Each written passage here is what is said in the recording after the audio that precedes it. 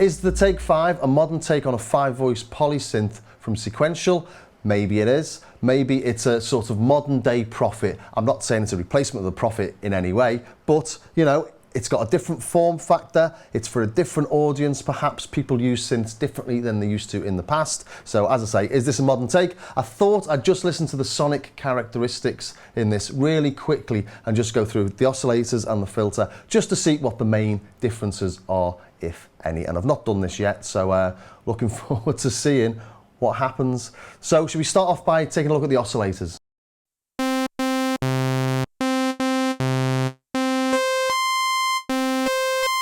And you can hear the Prophet 5 sounds a bit brighter. Let's look at the frequency analysis.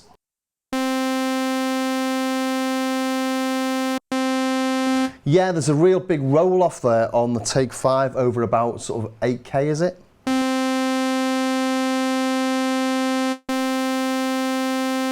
It's more like a straight line all the way down to over 20 kilohertz there. So, one difference straight away.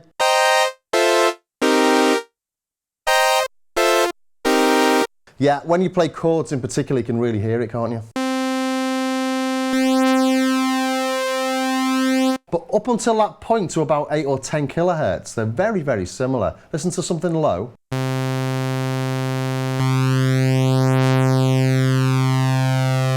They sound the same and they look the same, don't they?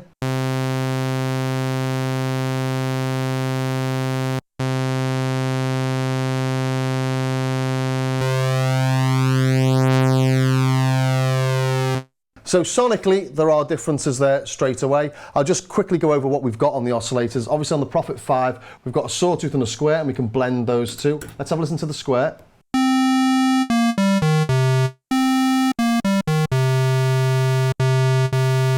Little bit buzzier on the Prophet 5.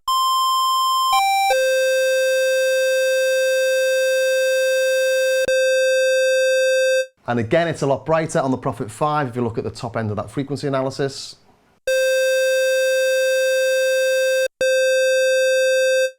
And that's not something I noticed when I first played this, actually. It just sounded nice and rich and warm. And I think that's because the low end and the mids are all sort of pretty much exactly the same.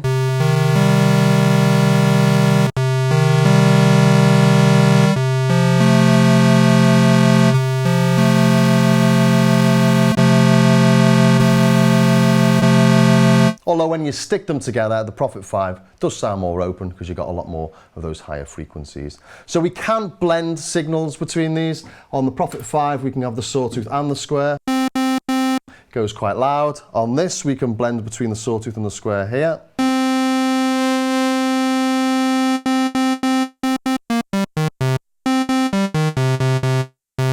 So it's the same sort of thing, but on the Prophet 5, we can blend the sawtooth, the triangle, and the square all together.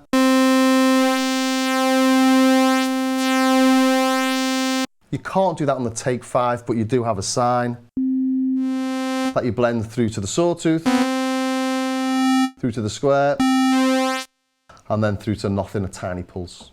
So it's very much a sequential style oscillator, that.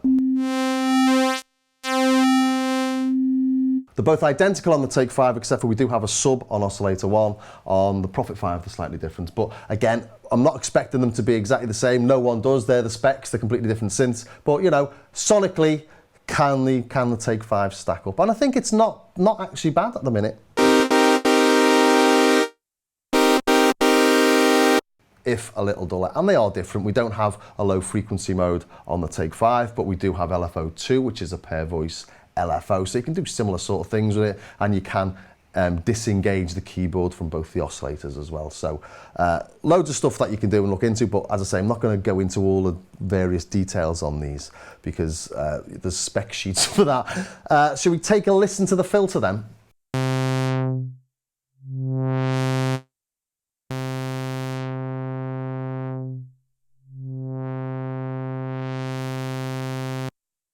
On the Prophet 5, the cutoff frequency is dependent on the envelope amount, so you can't do that smooth sweep.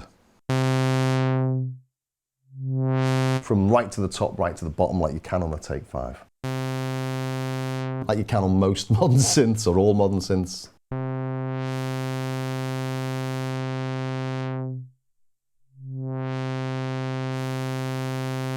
But again, we can see through the frequency analysis that the Prophet 5 is brighter because we're playing exactly the same tone. So let's add a little bit of resonance.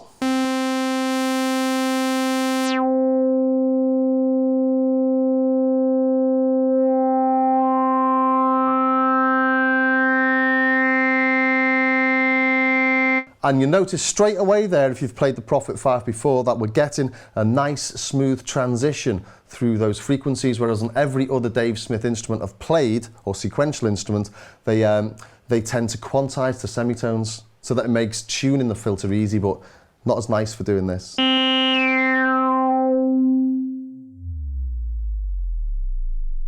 And a lovely bassy rumble. And one thing I've noticed is bringing the resonance in, no drop of bass or no drop in volume.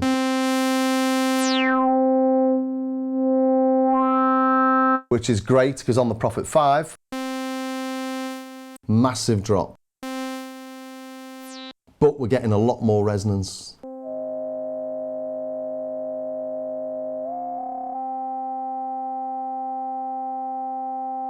So let's try and recreate that 800 Hertz.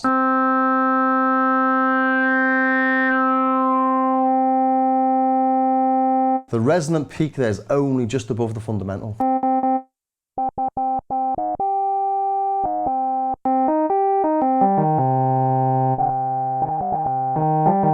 Which makes the take 5 feel a little bit beefier because you're listening to more of the fundamental and less of the resonant peak, whereas on the Prophet 5 you're listening to more of the resonant peak and less of the fundamental. So it sounds a bit weedier and a bit tinnier, but a bit grittier as well.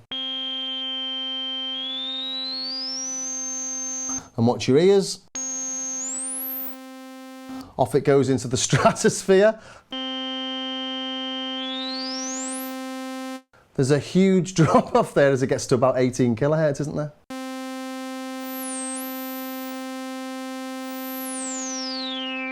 Not that something at 18 kilohertz means that much to me, because I can't hear that high.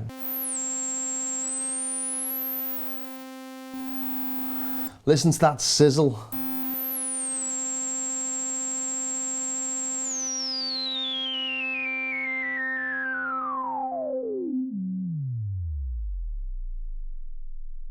So there's a big difference there, and when you're using the resonance to get those really bassy notes, you can get more bass out of the Prophet 5 just because the resonance is so bassy, it's so high, it's so loud.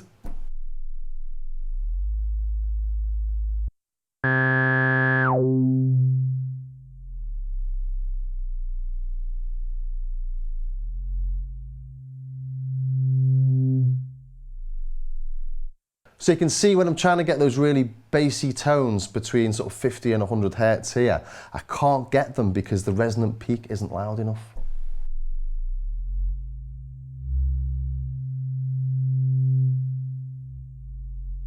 You can see there's a dip there between 80 and 100, and that's because it's playing the harmonics of the note, whereas the Prophet 5 is just playing the filter at a massive resonance.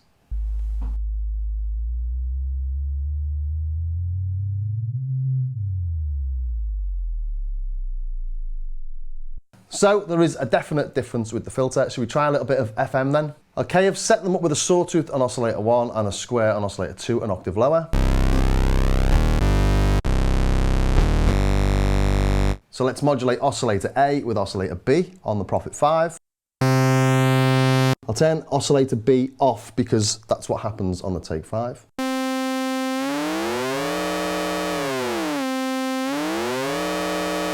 So when I press this FM button, we don't hear oscillator 2 anymore. Oscillator 2 is dedicated as being a modulation source for oscillator 1.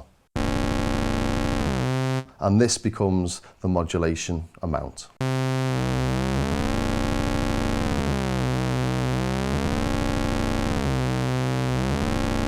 So you're not getting as much FM on the take 5, and to my ears it's not as musical either.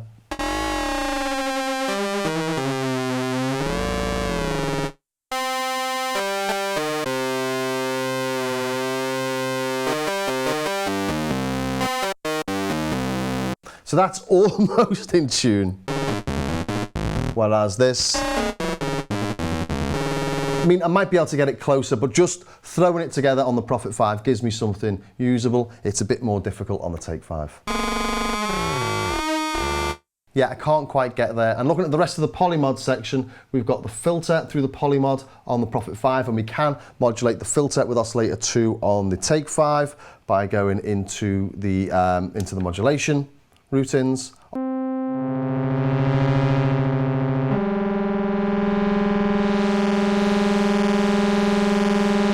So we have to listen to oscillator 2 to do that on the Prophet 5. Keeping oscillator B exactly an octave below oscillator A. Bring in the filter polymod. You don't really hear much, you've got to detune it.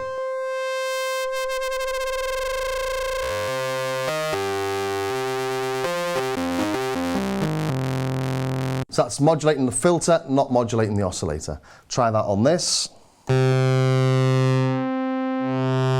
Again, this is an octave below oscillator 1, so it doesn't do much. Got to detune it again.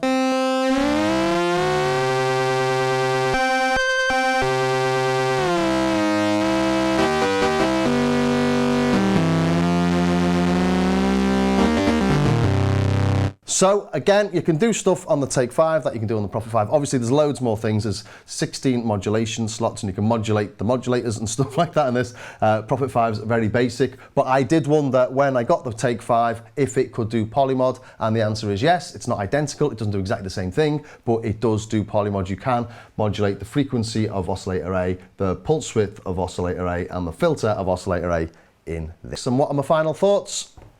Well, as I said at the start, I think the Take 5 name comes as a modern take on a 5-voice polysynth from Sequential, and it stacks up pretty well. The big difference is really the fact that the filter on this is a little bit duller and it's not as resonant. Other than that, I mean, obviously the oscillators aren't the same. These are almost like the Prophet 6, and I'll put this up against the Prophet 6 next, actually. So for a third of the price, I think it's a great little synth, and the fact that it's got a small form factor is probably a bonus to most people. And if you do want to play bass down there and high notes up here, you do have this split here on this keyboard, which is quite handy actually. So what I'm actually playing there is down here.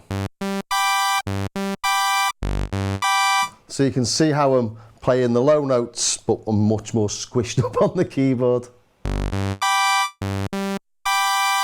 And build-wise, it's great. It feels really solid, actually. It's got more rubbery knobs than you've got on the Prophet 5 and the Prophet 6 and the like, but it feels like a modern synth. It's really well put together, and I hope that was of use, and I hope it just puts to bed some of the questions people have been asking about, is it a modern Prophet 5? The answer is no, it's a modern take on the Prophet 5. And if you're in the market for buying one, please check out the link for Perfect Circuit below. It doesn't cost you any more, but I get a little tip and it helps support the channel. And if you did like that, please think about subscribing, ring the bell, share, and all the rest of it. And maybe join me on my Patreon page where I've got loads of tutorial videos on how to get the most out of your synths. So I will see you next time.